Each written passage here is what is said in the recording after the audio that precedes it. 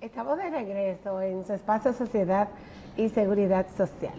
Ustedes saben que cuando vamos a la parte de nuestro invitado, esa es la parte en que me siento más feliz, porque me siento siempre regocijada por la calidad del invitado que procuramos traerle acá cada viernes. Nosotros en el día de hoy hemos ideado como regalo del Padre, ¿verdad?, hablar un poco de esas enfermedades, de esas situaciones que afectan el sistema urinario masculino, por la importancia que reviste este tema y el poco conocimiento que generalmente tenemos y en el cual debemos involucrarnos la familia completa.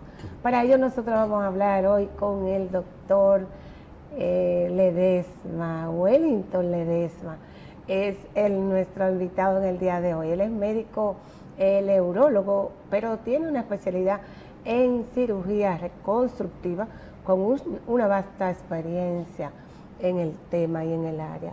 Muy buenos días, doctor. Buenos días, Isabel. ¿Cómo estás? Andrés, buenos días. Un saludo a todos los televidentes que nos sintonizan y nos favorecen con esa sintonía. Tenía mucho que no venía, doctor. Sí, hacía unos días que no venía, ya me hacía falta. Gracias por una nueva invitación. Ustedes saben que el doctor nos había, en otra ocasión, nos había hecho el favor de estar por aquí con nosotros conversando sobre otro tema, pero el doctor le doy mucho seguimiento porque el doctor hace programas, lo he visto en otros programas, inclusive en otro tipo de actividades también, doctor.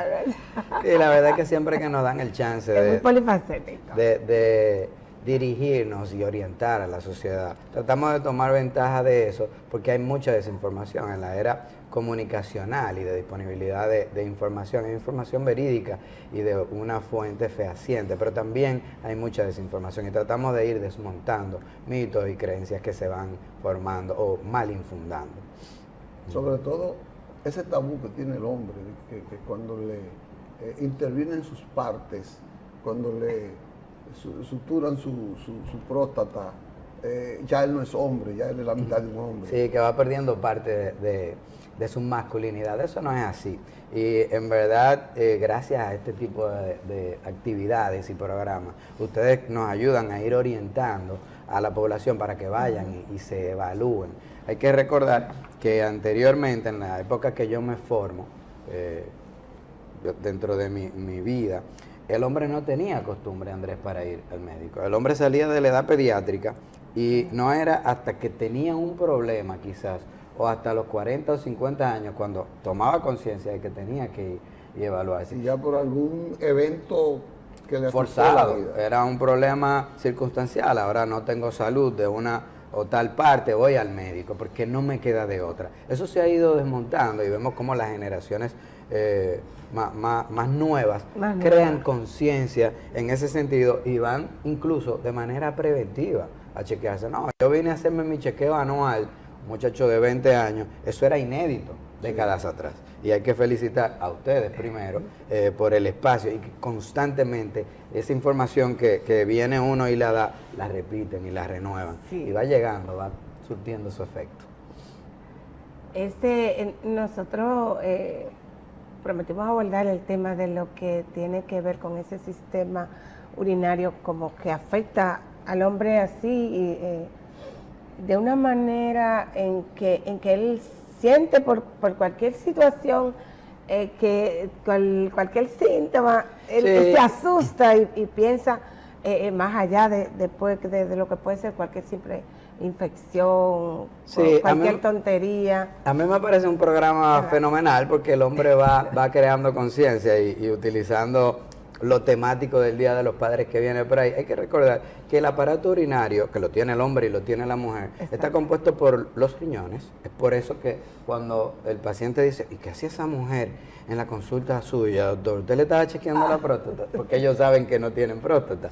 Pero se les olvida a veces que el urólogo es el que tiene que ver con los riñones y las vías urinarias, que las comparte el hombre y la mujer. Sin embargo, lo que tiene que ver con los genitales externos masculinos, eso tiene que ver con el urólogo, los femeninos, el ginecólogo.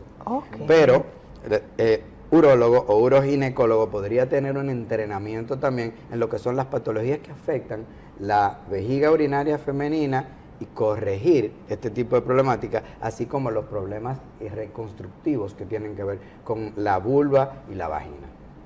Reconstructivo, eso es como medicina. Y bueno, tú sabes que hay mujeres que pierden orina, eso se llama incontinencia urinaria, a veces por una debilidad del piso pélvico, eso hay que reconstruirlo, y eso tiene su especialización, que podría ser un ginecólogo, podría ser un urólogo también, pero además las mujeres tienen otras patologías reconstructivas que también el urólogo podría tener que ver con la resolución de ese tipo de problemáticas. ¿Usted pudiera decir cuáles son las principales enfermedades de ese aparato urinario que deben ser como contraindicadas? En términos estadísticos, un tercio de la consulta del urólogo tiene que ver con patologías prostáticas. Por eso, la fama que tiene, no, el médico de la próstata. El médico de la porque la mayoría de los pacientes que acuden a uno de manera forzosa y también en la actualidad de manera preventiva o de detección temprana de problemáticas, son problemas que afectan la glándula prostática. En segundo lugar, hay que mencionar los cálculos renales.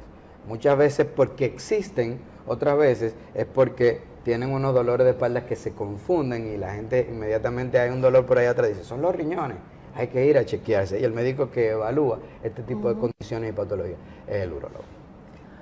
Yo veo mucho, doctor, que generalmente los hombres cuando trabajan sentados mucho tiempo, desde que sienten un dolorcito, ellos se acercan a cualquier farmacia a buscar algo para los riñones y cuando usted lo cuestiona, pero tú sufres los riñones, no, yo no sufro los riñones, pero me duele. Me duele ahí atrás. Sí, la automedicación es algo que nosotros nos fomentamos, porque cuando nosotros en unos minutos tomamos la decisión de qué medicamento debe utilizar un paciente, hemos evaluado muchísimas aristas dentro de la evaluación misma, valga la redundancia, para uno tomar la mejor de las decisiones, que tiene que ver hasta cuál es la vía de, vamos a decir, metabolización y excreción de la sustancia negativa tóxica de ese medicamento, porque la mayoría de los medicamentos tienen efectos buenos, pero también tienen efectos secundarios que pudieran afectar importantemente la salud. Entonces, cuando yo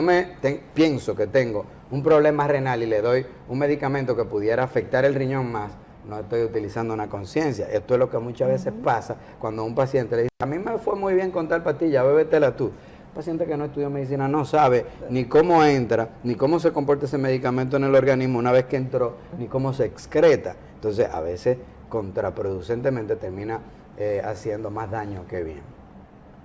Doctor, hay un tema de infección urinaria que yo no sé si yo visualizo, si yo visualizo erróneamente, pero yo entiendo que la mujer sufre más de infección urinaria que el hombre. Es así. Es así. ¿Y por qué? Hay una explicación anatómica. Lo que pasa es que la mujer tiene una uretra, que es el conducto que saca los orines desde la vejiga, de 3, 4 centímetros solamente.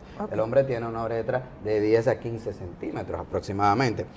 La vagina y la uretra están a centímetros del ano. El ano es una zona que siempre va a tener bacterias. Las enterobacterias, porque viven en el recto y en el ano, siempre van a tratar de invadir nuestro organismo, porque así es que ellas pueden sobrevivir. ¿Y cómo es que lo hacen? Entrando a un sitio donde ellas se puedan multiplicar. Y cuando una mujer entra en el mundo laboral y educativo, muchas veces no le gusta ir al baño porque los baños, y hay que decirlo, muchas veces no tienen la higiene que tiene un baño de tu casa. ¿Qué hace la mujer entonces, que tiene una capacidad de aguantar un dolor que un hombre nunca va a poder igualar? Aguanta los orines. Pero si las bacterias del ano le tardan 3 horas o 4 a llegar a la uretra o a la vejiga, y usted aguanta 6 horas, la orina es casi seguro que eventualmente le va a dar una colonización, una infección urinaria por esas bacterias que están ahí. Entonces, bebiendo agua y orinando mucho es una forma simple de prevenir muchas de esas infecciones. Porque limpia. Mira, doctor, yo tuve antes de ayer, un pequeño conflicto, sino como una discusión con un familiar, que yo le dije, usted tiene un problema. No, yo no tengo problema. Si usted tiene un problema, en sus ojos se le ve, qué sé yo, una orientación médica. Usted tiene que ir al médico, urgente. Pero oiga, ¿cuál es el médico? Usted tiene que ir donde el doctor internista, que se le recomienda una analítica general, para que usted después le lleve esa analítica general al doctor que se la ubicó. Y yo tengo que ir 3 veces donde un médico. Sí. Y yo digo, no, después el doctor le va a decir, si salió con algún efecto, usted vaya a otro médico, pero tiene que ir. Sí, Isabel puntualiza muy bien que quizá la patología más frecuente del árbol urinario y más en las mujeres son las infecciones del tracto urinario, las infecciones, la cistitis. Y eso es así, pero no nos llegan tanto a los urólogos porque las manejan otras especialidades de manera muy eficaz. Y como usted muy bien puntualiza, los internistas, hasta los médicos generales, pero cuando se sale de ese árbol tratable por ellos, entonces mandan a la ramificación del urólogo, que es entonces el que le da la respuesta a esa primera barrera que fue insuficiente o ineficiente, porque es así. Correcto. Las infecciones urinarias se manifiestan igual en el hombre que en la mujer. Sí, muchas veces hay una... La sintomatología que el hombre siente. Una sintomatología irritativa en muchísimas ocasiones tiene que ver con esa disuria, que es una dificultad para orinar, pero es un término urológico un poquito ambiguo porque disuria también puede simular lo que es el ardor o el picor al orinar, que puede ir de mucha intensidad a menor intensidad, que puede comenzar desde el inicio o puede ser al final del chorro o puede ser durante todo el chorro.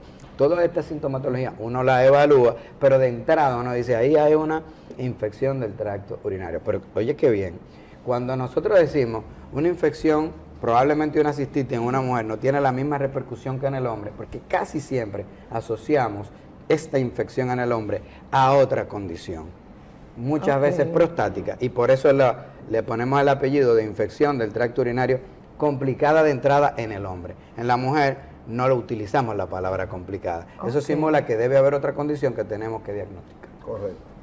Matos, nosotros nos están haciendo la pausita hace rato de que tenemos que irnos a una pausa, nos están haciendo la seña de la pausa. Nosotros nos vamos a una pausa, pero en breve volvemos. No se va a ir, porque está muy interesante la conversación con el doctor Ledesma. Estamos de regreso en su programa Sociedad y Seguridad Social. Les recordamos que estamos haciendo un programa para papá, pero especial para toda la familia, que es verdad que somos los que cuidamos a papá en casa. Yo quiero recordarles que desde el principio, ¿verdad? No les recordé los teléfonos. Claro que sí, que usted se puede comunicar con nosotros a través de los teléfonos que tenemos en pantalla, 809-262-1919, pero les recuerdo que a través del WhatsApp, 809-299-9789, usted puede hacer sus preguntas también, porque sé que a veces no tenemos acceso, ¿verdad?, al teléfono directo, pero a través del WhatsApp sí. 809-299-9789 y seguimos conversando con el doctor Ledesma y esa salud, ¿verdad?, de nuestros padres, del príncipe de la casa que yo le digo. Quería saber, Isabel, lo que recomienda el doctor, por ejemplo, ¿a qué edad los padres ya deben ir a chequearse? Lo que él dijo es la mayor frecuencia de consulta médica, que es la próstata. ¿Qué es la próstata? Y porque la próstata, si tú no la tienes a tiempo, te puede degenerar en algo. Sí, definitivamente la glándula prostática, que me gusta mencionar que es un órgano que aporta cerca del 30-40% del líquido seminal, que es el que utilizamos para nutrir los espermatozoides y lograr... Y el otro 60% de las vesículas seminales, viene una parte de los testículos y también de unas glandulitas anexas que están a los lados y a lo largo de la uretra. Entonces, ¿eso quiere decir que al que le cortaron la próstata puede seguir embarazando? No, eso quiere, porque lo que pasa es que el líquido viene desde los testículos y viene recogiendo por todas otras estructuras que se conocen como vías espermáticas. Entonces, cuando a uno le cortan el conducto deferente para que no vengan los espermatozoides desde el testículo, estamos simplemente sacrificando cerca de un 5 a un 10% de ese líquido seminal, contestando la pregunta mítica de que no, cuando te hacen la vasectomía ya tú no va a funcionar, al igual que cuando te dicen te sacan la glándula prostática. Nosotros, hablando de los problemas prostáticos y antes de hablar de esa asociación muy lógica en algunas ocasiones, otras veces no tan lógica, de potencia sexual, trastornos prostáticos, hay que hablar que después de los 40 o 50 años, la glándula, muchas veces por un estímulo de edad, comienza a generar algunas patologías. Dentro de estas condiciones está el agrandamiento prostático por células benignas, que es lo que se conoce como hiperplasia prostática benigna. ¿Qué pasa con la glándula? Rodea el conducto al inicio, que saca los orines, que es la uretra. Como ella crece en la mitad de los hombres, después de los 40 o 50 años, a veces crece hacia afuera y no pasa nada, pero si crece y comprime, cosa que pasa en la mitad de lo que ya le creció, el chorro se interrumpe, se entorpece, es más lento. Y esta no es una condición de cáncer, ni tiene nada que ver con el cáncer, pero sí que podría afectar importantemente la salud y la calidad de vida del hombre. Porque una orina posada, porque sale ineficientemente, es cuestión de tiempo para que se infecte, generando lo que hablábamos ahorita, que la infección del tracto urinario en hombre, complicada, ¿por qué? Por un problema prostático podría ser. Pero hay otras condiciones que son más temidas y tienen más propaganda, digamos, en el vox populi, como es el cáncer prostático, que es una condición que va a ocurrir en los pacientes que tienen después de 50 a 60 años. La edad media en la que aparece son los 60 años, pero en cada década va apareciendo 1 o 2 años antes, y es por eso que comenzamos a chequearla a partir de los 40 años, porque con el cáncer no lo podemos prevenir. Cuando hablamos de cáncer, hablamos de detección temprana y oportuna para sacar la próstata antes de que se mueva y haga metástasis o infiltre en los tejidos vecinos para curar. Correcto. Ese es el tema. Tú tenías...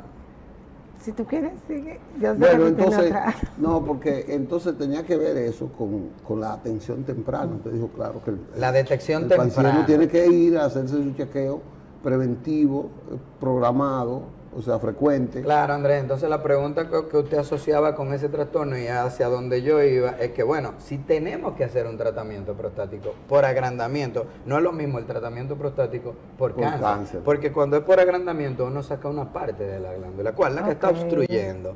Pero los nervios que cruzan por detrás de la glándula no se van a afectar. Entonces, si lo operaron porque usaba una sonda o no orinaba muy bien y los medicamentos dejaron de funcionar antes que se le dañe la vejiga y consecuentemente los riñones, y se opera oportunamente, no tiene que alterársele la fertilidad, vamos a decir la potencia, pero la fertilidad sí, porque los conductos eyaculadores terminan donde está la glándula prostática, la parte que se obstruye.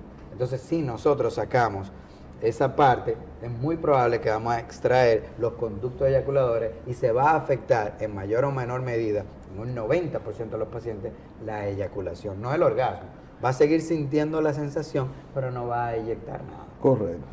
Pero cuando hablamos de cáncer, sacamos la glándula completa y las vesículas seminales. Y aquí sí es muchísimo más probable que haya una neuropraxia o una afectación de esos nervios que son los que tienen que ver directamente con la calidad de la erección del paciente.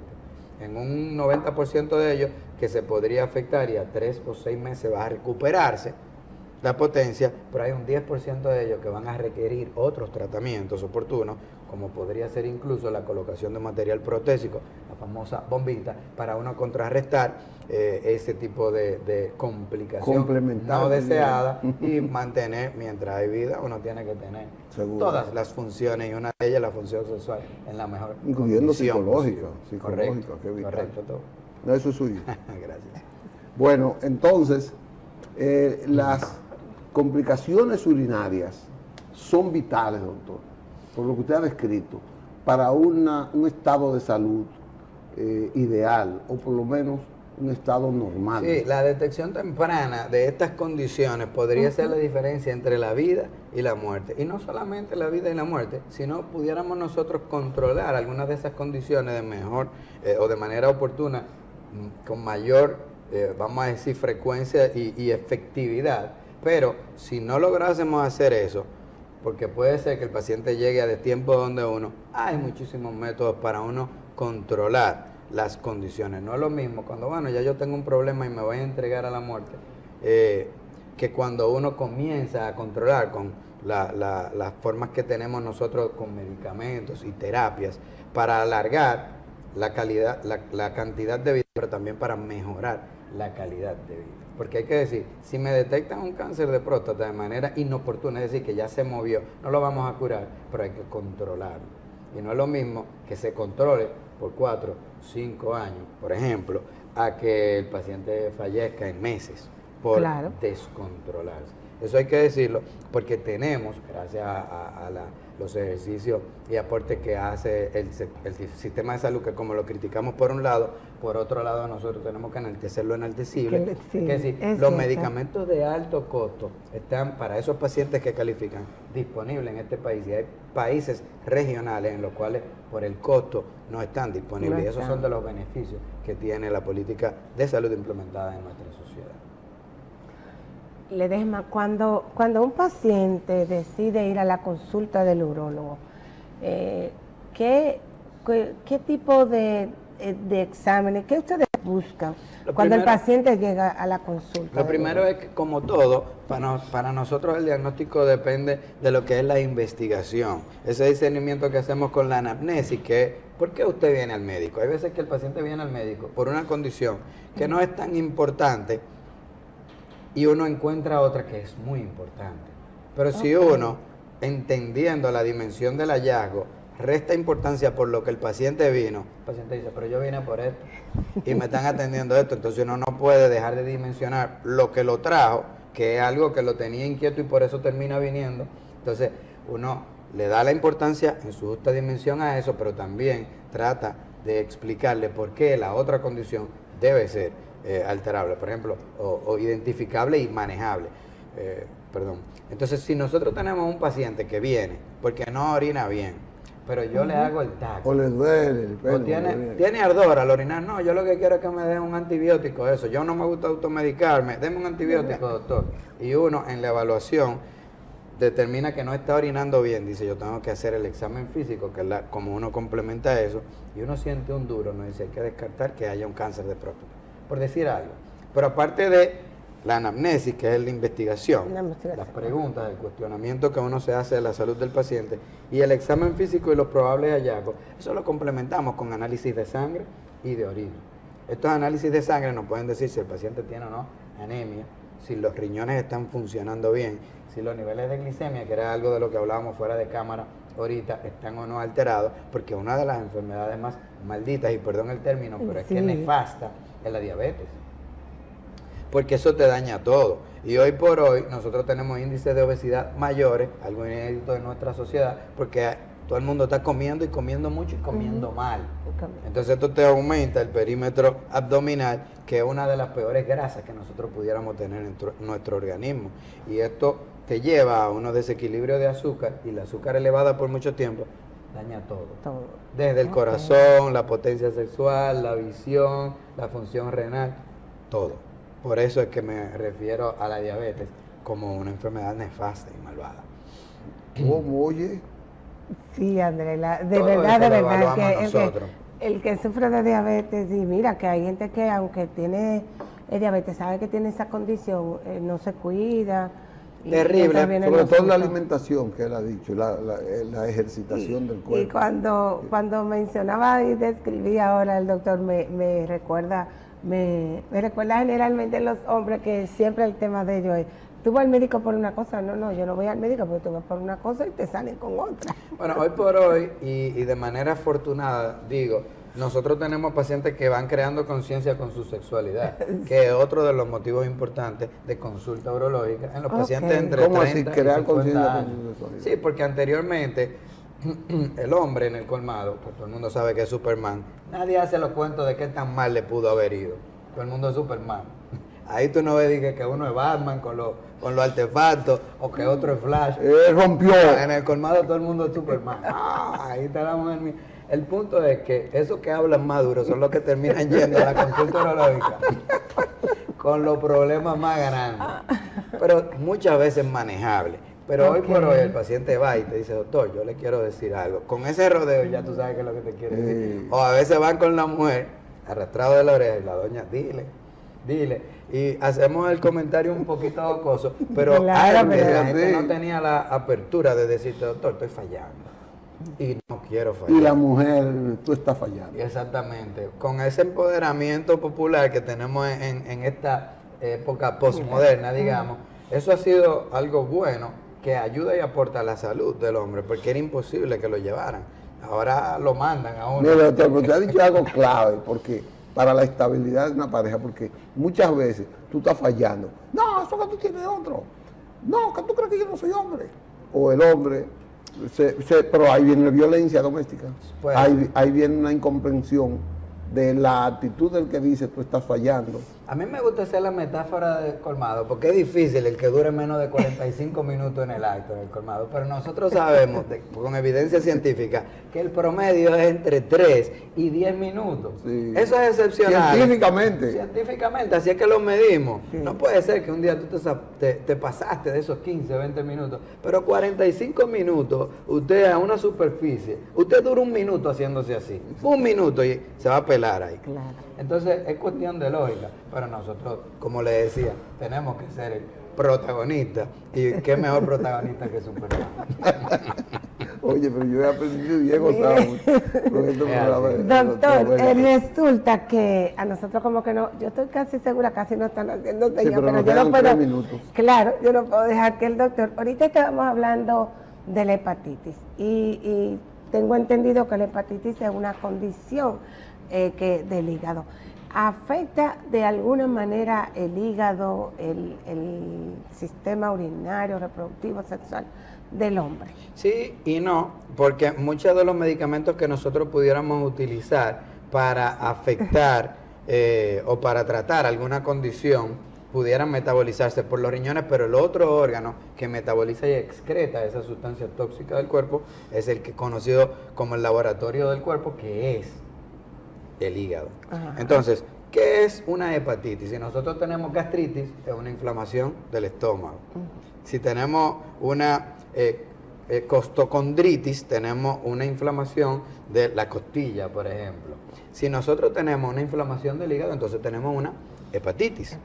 Okay. Y esa hepatitis puede ser medicamentosa, pero puede ser por un golpe, pero puede ser por una infección. Pero dentro de las infecciones, la que mayor conocemos es la infección viral, que es lo que populariza la hepatitis, porque es algo que se puede contagiar, ya sea con alimentos, pero también se puede contagiar con relaciones sexuales. Con Y otras sangre, veces semen, se cosas. puede contaminar con tatuajes. Usted mencionaba, cuando alguien tiene hepatitis y uno hace una microabrasión y contamina y no higieniza el dispositivo que utiliza para hacer el tatuaje, pues entonces va y puede contagiar a otra persona.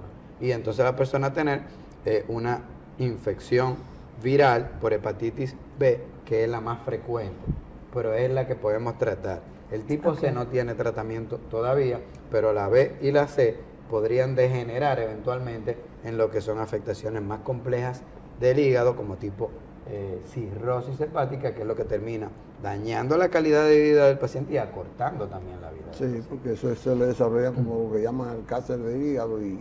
Correcto, entonces nosotros somos los cirujanos una población de riesgo porque tenemos muchas veces la posibilidad de operar un paciente contaminado y uno pullarse porque uno utiliza sutura y todo eso, y tenemos que obligatoriamente vacunarnos y darnos dosis consecuentes. Mira, para doctor, mantener. Ese pequeño que está ahí vino, como si él fuera sastre, nada más de que cortando, de que corte. Ay, Bueno, Dios, eso quiere Dios. decir que se nos fue el tiempo. Terminó el tiempo que teníamos hoy. Qué rápido. Andrés, vamos, yo particularmente, ¿verdad? Le voy a dar las gracias al doctor por haber estado aquí. Yo sé que hizo un sacrificio Y yo generalmente, para acompañarnos y le voy a en el dar día las de gracias. hoy.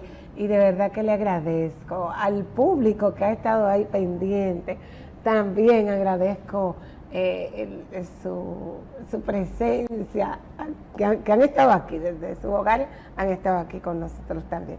Andrés, a ti también te agradezco, ¿verdad? Que también hiciste un esfuerzo, te levantaste muy temprano y estás aquí con el día que estuviste ayer. A todos ustedes, nosotros nos vemos el próximo viernes. Pero vamos a comprometer al doctor. No, Ahora acortemos el tiempo para que vuelva. Sí, Yo, sí. hay un tema que es interesante. Es interesante que María Recuperarle la vida psicológica con la vida sexual del hombre. Sí, podemos hablar Él es de eso. especialista en eso, entonces de eso vamos a hablar. Sí, de Ya está acuerdo. comprometido el doctor. Nosotros nos vemos el lunes en Periodismo y Salud con el doctor Alfredo Polanco. ¿Verdad, Andrés? Sí, seguro. A ti y yo hasta el próximo.